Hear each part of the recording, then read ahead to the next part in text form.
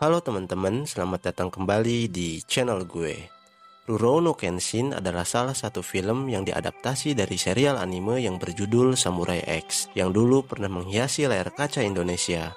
Mungkin kebanyakan dari kalian juga udah pernah nonton film baku hantam yang satu ini. Karena selain menjadi film live action tersukses di Jepang, menurut gue film ini juga tidak pernah bosan untuk ditonton berulang-ulang.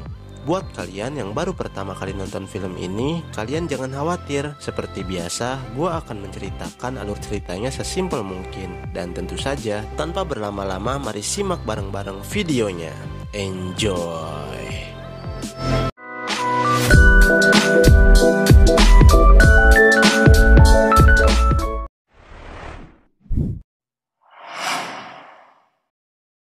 Di awal film, kita akan langsung disuguhkan dengan adegan baku hantam antara pihak kekaisaran dengan pihak oposisi.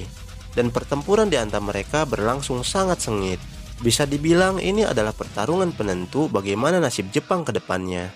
Lalu adegan pun berpindah kepada seorang samurai di mana dia memiliki tujuan lain dalam peperangan ini, yaitu mencari Batosai sang pembantai. Dia sangat terobsesi untuk berduel dengannya. Nama samurai ini adalah Saito. Di sisi lain dalam peperangan ada seorang pemuda sedang menggenggam pedang yang dilumuri dengan darah. Dengan tatapan psikopat serta bekas luka menyilang, dialah Hitokiri Batosai sang pembantai. Dengan teknik berpedangnya yang sangat cepat, tidak membutuhkan waktu lama baginya menghabisi semua musuh. Tepat setelah dia membunuh musuh yang terakhir, secara kebetulan dia dihadapkan dengan Saito. Tidak lama setelah itu, pihak kekaisaran mengumumkan kemenangannya, dan ini menandakan peperangan harus segera diakhiri. Di sisi lain, Saito yang tidak peduli tentang menang atau kalah, dia masih bersikukuh untuk menantang Batosai untuk berduel. Batosai yang sudah tidak mood lagi main potong-memotong, dia langsung menghunuskan pedangnya ke tanah, yang mengisyaratkan jika dirinya sudah tidak ingin bertarung lagi. Singkat cerita, setelah peperangan selesai dan semua pasukan sudah ditarik mundur, ada satu orang yang bangkit dari tumpukan mayat. Ketika dia tersungkur, tanpa sengaja dia berpegangan ke sebuah katana. Dan benar sekali, katana itu adalah milik sang Batosai. Nama dari orang ini adalah Jin-e. Setelah pertempuran tersebut, Batosai bersumpah jika dirinya tidak akan lagi membunuh orang. Singkat cerita, 10 tahun pun sudah berlalu. Adegan pun berpindah ke sebuah kediaman saudagar kaya. Nama dari saudagar ini adalah Kanryu. Di sini dia sedang memuji seorang wanita yang bernama Megumi dan beberapa pekerjanya. Karena mereka semua berhasil membuat sebuah opium dengan efek kecanduan yang sangat cepat. Setelah mereka semua disuruh pergi, Kanryu menahan Megumi dan satu orang lagi untuk tidak diperbolehkan keluar. Dan ternyata orang yang sudah keluar melewati pintu dibantai oleh mantan samurai yang Kanryu sewa. Setelah ada 2 orang yang tersisa, di sini Kanryu hanya memerlukan 1 orang saja untuk membuat opium. Dan tentu saja dia memilih Megumi. Lalu orang yang Kanryu tidak pilih, dia sangat ketakutan dan langsung berlari menerobos kaca. Keesokan harinya, laki-laki yang kabur dari kediaman Kanryu ditemukan sudah tewas. Dan yang menyelidiki kematian laki-laki itu adalah Saito yang sekarang menjadi seorang polisi. Di atas mayat ditemukan sebuah tulisan, di mana dalam tulisan itu menyebutkan jika yang bertanggung jawab atas pembunuhan tersebut adalah Batosai. Saito yang sudah pernah bertemu dengan Batosai secara langsung, dengan mudah dia menebak jika orang tersebut hanya mengaku-ngaku. Lalu adegan pun berpindah ke Batosai yang asli. Sambil memegang cilok, dia tidak sengaja melihat pengumuman tentang pencarian buronan yang mengaku-ngaku sebagai Batosai. Ketika Batosai masih kebingungan, datang seorang wanita cantik yang menodongkan pedang kayu kepadanya. Nama dari wanita tersebut adalah Kaoru. Alasan Kaoru menodongkan pedang kayunya karena Batosai membawa sebilah katana, di mana di era tersebut orang biasa tidak diperbolehkan membawa senjata tajam. Kaoru yang barbar langsung menyerang Batosai, dan Batosai yang pura-pura lemah, dia menjatuhkan dirinya sendiri ke tanah. Ketika Kaoru sudah tenang, Batosai asli menjelaskan jika dirinya hanya seorang pengembara. Lalu dia juga menunjukkan jika katana miliknya memiliki bilah tajam yang terbalik. Kaoru yang mengerti jika katana tersebut tidak berbahaya akhirnya meminta maaf dan memberi Batosai sapu tangan untuk membersihkan bajunya. Setelah itu Kaoru langsung pergi. Ketika Kanryu kembali ke ruang kerjanya, ternyata Megumi sudah kabur. Di sini dia menyuruh Batosai palsu untuk membawa Megumi kembali. Diketahui juga yang mengaku-ngaku sebagai Batosai adalah Jin-e yang di awal peperangan bangkit dari tumpukan mayat. Adegan pun berpindah ke Megumi yang sedang meminta pertolongan di kantor polisi terdekat. Jin-e yang sudah membaca pergerakan Megumi, dia juga mendatangi kantor polisi dan membantai semua polisi yang ada di sana. Megumi yang beruntung, dia masih bisa meloloskan diri dengan menerobos jendela. Lalu adegan pun berpindah kembali ke Kaoru yang sedang berjalan untuk pulang. Di tengah perjalanan, dia melihat seorang polisi yang terluka dan jatuh dari atas jembatan. Tidak lama berselang, Jin-e pun datang sesaat setelah polisi tadi jatuh. Kaoru yang melihat Jin-e, dia mengingat wajah yang ada di papan pengumuman. Seketika Kaoru sadar jika Jin-e lah yang membunuh orang-orang. Kaoru yang barbar langsung menantang Jin-e untuk bertarung. Jin-e yang merasa terhina ditantang oleh seorang wanita dengan pedang kayu pula langsung turun dari atas jembatan. Dan hanya butuh waktu beberapa detik saja bagi Jin-e untuk membuat Kaoru tersungkur. Ketika Kaoru mau dibacok, di waktu yang bersamaan Batosai asli datang untuk menolong Kaoru.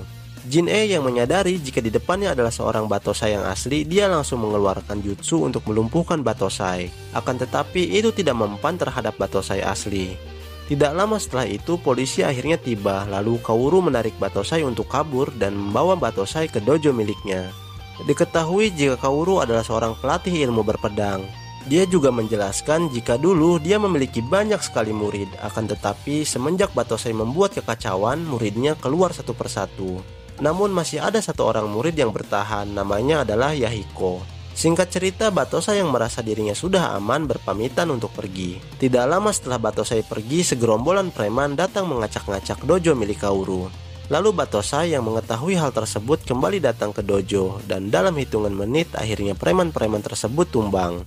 Melihat kecepatan dan teknik bertarung sang Batosai, Kaoru baru menyadari jika di depannya adalah Batosai sang pembantai yang asli. Dan mendengar ada keributan di dojo, polisi langsung datang. Karena Batosai membawa katana, dia akhirnya ditangkap. Selagi Batosai dibawa oleh polisi, Kaoru bertanya nama asli dari Batosai.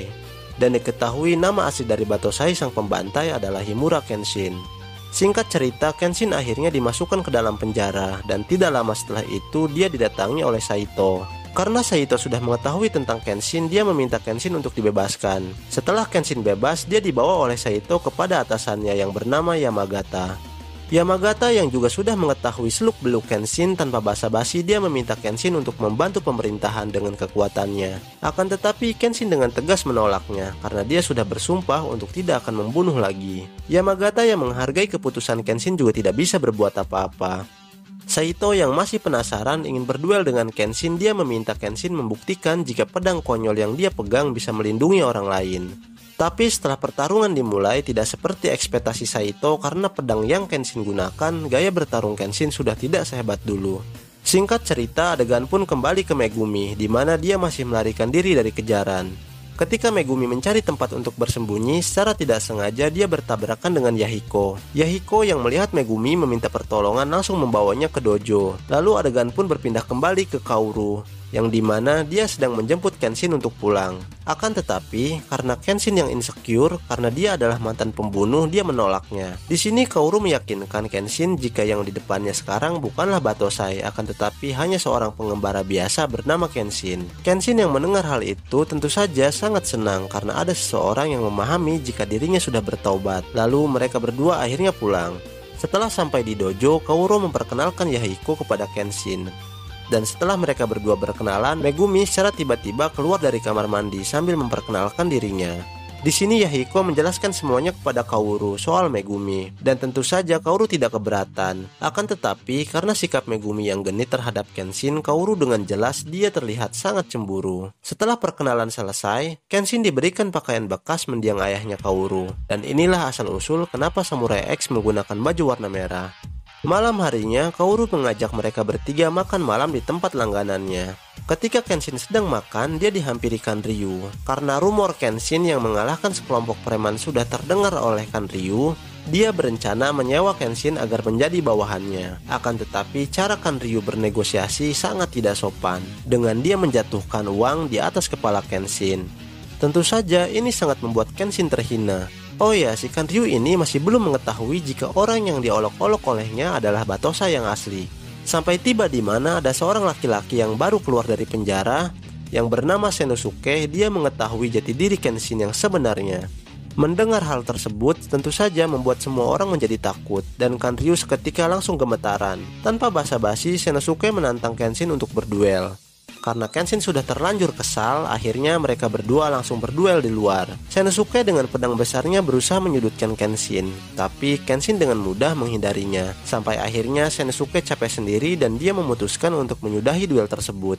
Dan setelah itu Kenshin pun kembali untuk makan. Keesokan harinya kembali terjadi sebuah pembunuhan. Diketahui pelaku pembunuhan tersebut adalah sekelompok preman yang waktu itu menyerang dojo Kaworu. Lalu di tempat kejadian juga ada Kenshin, Kaworu, dan Yahiko yang penasaran ingin melihatnya.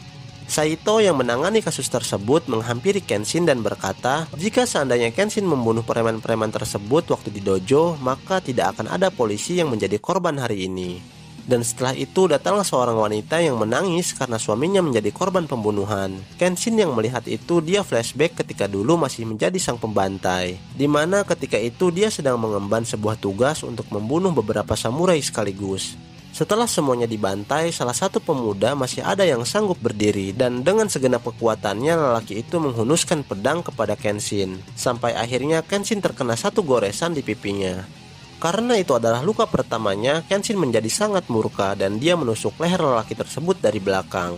Keesokan harinya ketika Kenshin ingin memastikan jika targetnya sudah benar-benar mati, datanglah seorang istri dari lelaki yang memberikan bekas luka di pipinya. Ketika wanita tersebut melihat suaminya terbunuh, dia langsung menangis histeris. Adegan pun berpindah ke dojo di mana Kaworu CS bersiap untuk makan siang. Akan tetapi ketika mereka mau makan, ada suara orang yang meminta pertolongan. Dan sangat mengejutkan, banyak sekali orang yang meminta tolong. Megumi yang melihat hal ini sebagai fenomena yang tidak wajar, akhirnya dia mengecek air yang ada di sumur. Dan benar saja, ternyata semua air sumur sudah terkontaminasi oleh racun tikus. Kaworu dan Kenshin yang kebingungan, mereka berdua tidak tahu harus berbuat apa. Lalu Megumi dengan lantang mengatakan jika dirinya adalah seorang dokter. Lalu Kenshin diberi tugas untuk mengambil air di sungai, karena air sumur sudah tidak bisa dipakai lagi. Sesaat setelah itu datanglah Shenosuke untuk membantu, dan mereka semua pergi dengan tugasnya masing-masing. Singkat cerita, karena kemampuan pengobatan yang dimiliki Megumi, akhirnya semuanya bisa tertolong. Tapi di belakang itu Megumi juga sadar jika ini adalah teror dari Kanryu agar dirinya bisa pulang. Megumi khawatir jika dirinya tetap berada di dojo Kaworu, hal mengerikan lain akan terjadi. Malam harinya Megumi pergi dari dojo secara diam-diam dan kembali ke kediaman Kanryu. Di sini Megumi bukan kembali untuk membuat opium, akan tetapi berencana membunuh Kanryu dengan sebilah pisau. Sayangnya niatnya tersebut digagalkan oleh bawahan Kanryu dan seketika Megumi langsung disiksa. Di sisi lain, Kenshin yang sudah mengetahui maksud Megumi, dia berencana menyelamatkannya. Sebelum Kenshin pergi, Shenosuke meminta Kenshin untuk mengajak dirinya. Karena Kenshin tidak keberatan, akhirnya mereka berdua berangkat untuk tawuran. Setelah mereka berdua datang ke kediaman Kanryu, dengan mudah Kenshin dan Shenosuke menerobos penjagaan. Di sini mereka berdua harus melawan ratusan mantan samurai. Setelah mereka berdua mengalahkan semuanya, mereka lalu masuk ke dalam rumah Kanryu, dan di sana sudah ada orang yang menunggu mereka. Karena musuh menggunakan teknik tinju, Konosuke tertarik melawannya dan menyuruh Kenshin untuk pergi duluan. Ketika Kenshin naik ke lantai 2, ternyata di sana juga sudah ada orang yang menunggu Kenshin. Pertarungan berjalan dengan sengit, baik pertarungan antara Kenshin maupun Shenosuke. Singkatnya, Shenosuke dengan hokinya bisa mengalahkan musuh. Lalu untuk Kenshin, dia sedikit kewalahan karena lawannya menggunakan senapan. Tapi walaupun begitu, di sini Kenshin menunjukkan jika dirinya bisa mengalahkan musuh tanpa harus membunuhnya.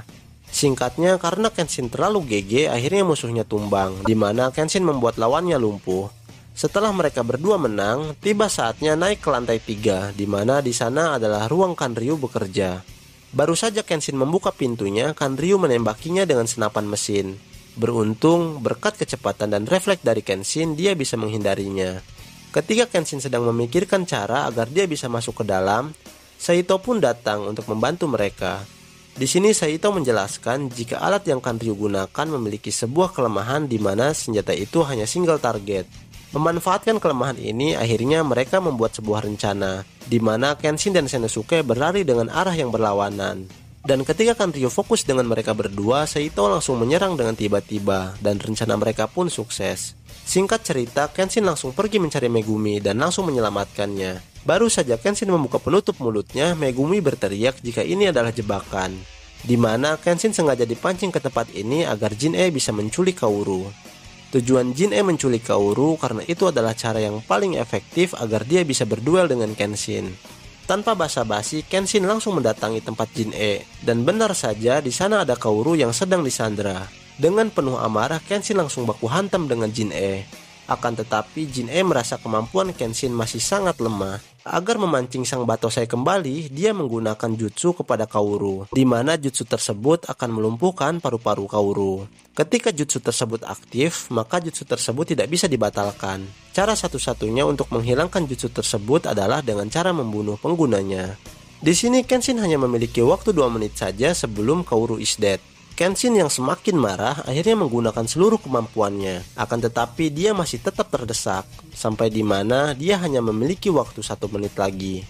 Kenshin yang sudah tidak peduli dengan sumpahnya berpikir jika dengan menyelamatkan Kaoru dia harus melanggar sumpahnya, maka dia akan melakukannya. Ketika jiwa sang Batosai kembali, Kenshin hanya memerlukan waktu beberapa detik saja untuk menumbangkan Jin-e. Ketika Kenshin mau memenggal kepala Jin-e, secara ajaib Kaoru berhasil lolos dari jutsu Jin-e. Kaoru sambil menangis dia memohon kepada Kenshin agar tidak kembali menjadi Hitokiri Batosai. Kaoru juga meminta agar Kenshin jangan membunuh orang dengan alasan apapun. Kenshin yang mendengar kata-kata Kaoru dia langsung menjadi jinak. Akan tetapi di belakang Kenshin, Jin-e berniat melakukan sesuatu. Dan Kenshin yang menyadari hal itu langsung refleks untuk menangkis serangan. Tapi ternyata Jin-e menusukkan pedang pada badannya sendiri. Jin-e yang sudah tidak memiliki tujuan hidup akhirnya memutuskan untuk bunuh diri. Setelah itu Kenshin langsung membawa Kaoru pulang. Masih di hari yang sama, Kanryu dan anak buahnya ditangkap oleh polisi karena terbukti menjalani bisnis opium.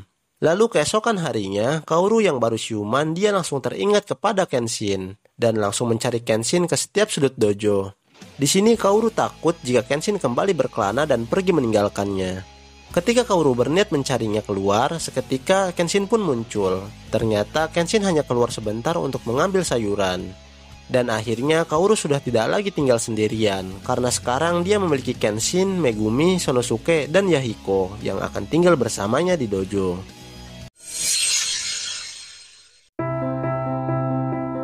Oke teman-teman, itulah tadi alur cerita film Rurouni Kenshin live action bagian pertama. Jika ada salah atau kekeliruan dalam penyampaiannya, gue sangat minta maaf. Untuk video selanjutnya, gue masih akan membahas kelanjutan dari film ini yang berjudul Rurouni Kenshin Kyoto Inferno, yang tentunya akan lebih greget dari film Kenshin bagian pertama ini. Seperti biasa, jika kalian memiliki rekomendasi film yang bagus untuk dibahas, silahkan bergibah rialah di kolom komentar. Gue Vanhuri Channel, sampai ketemu di next video. Bye.